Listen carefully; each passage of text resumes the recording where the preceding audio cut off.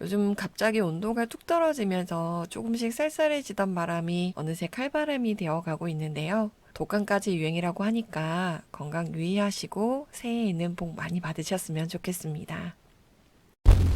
몇 년 전부터는 직장이나 집은 물론이고 외출할 때도 텀블러 하나씩은 꼭 챙겨 다니시더라고요. 환경을 생각해서 일회용품 사용을 줄이려는 예쁜 마음들도 분명히 섞여 있겠죠? 그런데요, 이 텀블러라는 녀석이 참 기특합니다.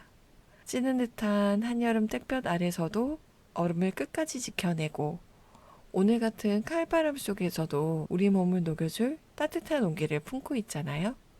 근데 이거 당연하게 생각했지만 좀 신기하지 않으세요? 불을 지피는 것도 아니고 안에 냉장고가 들어가 있는 것도 아닌데 어떻게 온도를 하루 종일 꽉 잡아두는 걸까요? 더 신기한 건 이상하게 겨울에 담은 따뜻한 음료는 금방 식는 것 같은데 여름에 담은 얼음은 와, 독하다 싶을 정도로 안 녹는다는 거예요. 여기에는 이유가 있습니다. 바로 이 텀블러 안에 보온병의 DNA가 이식되어 있기 때문인데요. 그래서 오늘은요, 130년 전 영하 200도의 극한을 버티기 위해서 태어나서 지금 우리가 사용하는 텀블러의 대부가 된 보온병. 이 보온병이 도대체 어떻게 놀라운 능력을 갖게 되었는지 그 속에 숨겨진 130년의 기술을 알아보도록 하겠습니다. 물론 얕은 지식답게 가볍게 알아볼게요. 모든 기술의 시작은 1892년으로 거슬러 올라갑니다. 인류 역사상 가장 차가운 물질을 보관하려는 시도에서 시작되었다고 하는데요. 영국의 과학자 제임스 듀어는 영하 200도에 가까운 액체 질소를 지켜내야 했어요. 이 액체 질소가 일반 병에 담으면 외부열기 때문에 순식간에 기화가 되어 날아가는데 듀어는 여기에서 천재적인 아이디어를 냅니다. 열이 이동하는 통로, 즉 공기를 싹 빼버린 진공층을 만들고요. 빛처럼 전달되는 열까지 반사하기 위해서 유리벽면에 은을 입혀서 거울처럼 만들었어요. 외부의 열기와 추위가 절대 침범할 수 없는 완벽한 요새, 일명 듀어병이 탄생한 겁니다. 그런데 말이죠. 제임스 듀어는 여기서 한 가지 뼈아픈 실책을 합니다. 이 위대한 발명을 오직 과학 연구용으로만 생각해서 특허를 내지 않았던 거예요. 결국 이 실수가 몇 년 후 다른 사람을 백만장자로 만들어줍니다. 대체 그 주인공은 누구였을까요? 그 주인공 그렇게 멀리 있지 않았습니다. 바로 듀어의 조수였던 라인홀트 브루거였는데요.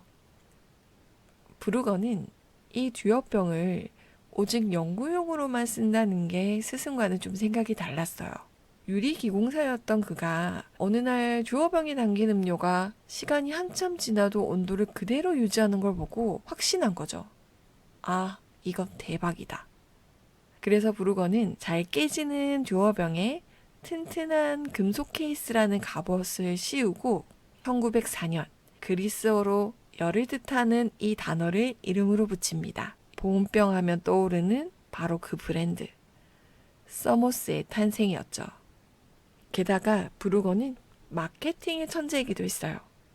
영하의 서론을 누비는 탐험가들에게는 따뜻한 차 한 잔의 위로를, 뜨거운 사막을 지나는 여행객들에게는 시원한 물 한 잔의 생명을, 이 가치를 팔면서 엄청난 부를 쌓게 됩니다. 뒤늦게 이 사실을 안 제임스 듀어가 소송을 걸었지만 안타깝게도 법원은 결국 실용적인 아이디어를 더한 브루거의 손을 들어줍니다. 아이디어만큼이나 그 가치를 세상에 알리는 눈도 참 중요하다는 걸 보여주는 일화죠. 시간이 지나 기존의 보온병에 한계가 찾아옵니다. 왜냐하면 유리로 만든 속병이다 보니까 툭 치거나 떨어뜨리면 깨지는 게 문제였어요. 당시 금속 보온병을 못 만드는 이유가 금속벽 사이를 공기 한 점 없이 완벽하게 붙이는 게 너무 어려웠기 때문이라고 해요. 그렇다 보니 브루거가 만들었던 유리 속병의 보온병에 의존할 수밖에는 없었던 겁니다. 하지만 1913년 또 한 번의 보온병의 혁명을 가져올 전기공학자인 그 사람. 너무나도 유명한 윌리엄 스탠리 주니어가 등장합니다. 스탠리는 자기의 전공인 전기용접 기술을 활용해서 유리 대신 스테인리스를 통째로 이어붙인 강철 보온병을 만드는 데 성공을 해요. 스탠리가 만들어냈던 최초의 스테인리스 보온병은 망치로 때려도 안 깨지고 얼음을 담아 불길 속에 던져도 녹지 않는다 라고 하는 이 강력한 내구성 덕분에 2차 세계대전에 참가했던 군인들을 비롯해서 건설 현장의 노동자들에게도 엄청난 인기를 끌었어요. 이때부터 보온병은 조심스러운 유리병에서 한여름의 뙤약볕과 한겨울의 혹한기를 모두 견디는 튼튼한 장비로 진화하게 됩니다. 그런데 말이죠, 여러분. 이때 만들어진 초기 강철 보온병 안에는 아주 특별한 게 들어있었습니다. 바로 숯가루인데요. 아니, 웬 보온병에 숯가루냐 하실 테지만 당시 용접 기술로는 금속벽 사이의 진공을 완벽하게 유지하는 게 정말 어려웠다고 해요. 그렇다 보니까 스탠리는 숯이 가스를 빨아들이는 성질을 이용해서 진공층에 숯가루를 가득 채워 넣었던 겁니다. 미세하게 새어나오는 그 공기를 숯이 다 잡아먹게 만든 거죠.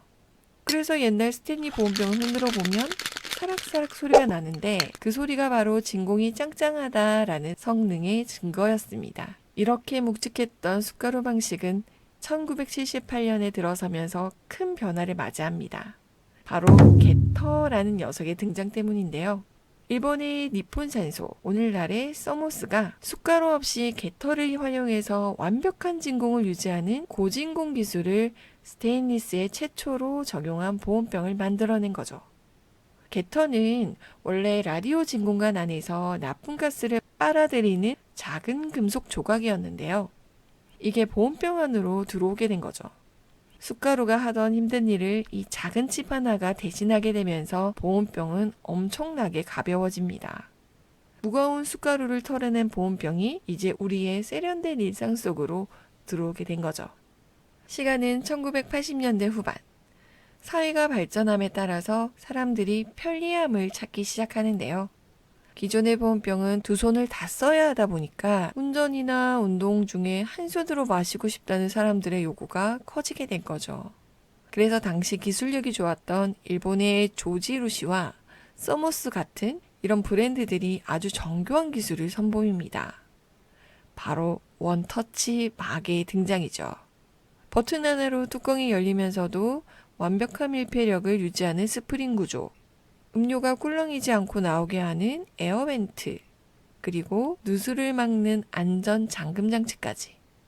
이 시기에 일본 브랜드들의 정교한 설계 덕분에 보온병은 이제 투박한 장비가 아니라 사계절 내내 우리 가방 속의 필수 파트너가 되었습니다. 시간이 흘러 오늘날 이 모든 보온병의 강력한 유전자가 컵 형태에 이식이 되면서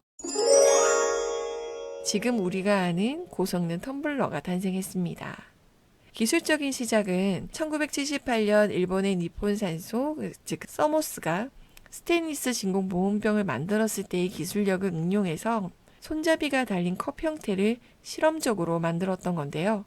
하지만 이때는 여전히 입구가 좁은 병 모양이 주류였고 우리가 아는 텀블러 모양은 아니었다고 해요.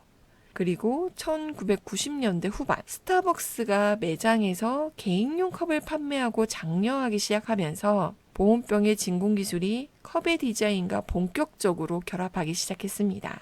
그리고 2000년대 초반 환경보호에 대한 관심이 높아지면서 스테인리스 텀블러가 일회용 컵의 대안으로 자리를 잡게 되고요. 이것이 전 세계적으로 열풍을 불게 만든 겁니다. 그리고 여러분, 인트로에 궁금했던 여름적 보냉력이 더 강력하게 느껴지는 이유 있잖아요. 여기에는 또 다른 과학이 있습니다. 얼음이 녹으면서 발생하는 에너지가 온도가 올라가는 걸 필사적으로 막아주기 때문인데요. 텀블러의 진공 기술이 이 과정을 극한으로 지연시켜 주는 거죠. 결국 우리가 쓰고 있는 이 보온병과 텀블러는 30년 동안 열과 쌓아온 과학자들과 기술자들의 집념이 담긴 결정체였던 셈입니다. 오늘 사용했던 그 텀블러가 조금 기특해 보이지 않으세요? 춥고 건조한 요즘이지만 보온병이 지켜주는 따뜻한 온도처럼 여러분의 하루하루도 포근하길 바랍니다. 지금까지 약고였습니다. 내일도 행운과 따뜻함이 가득한 하루 되세요.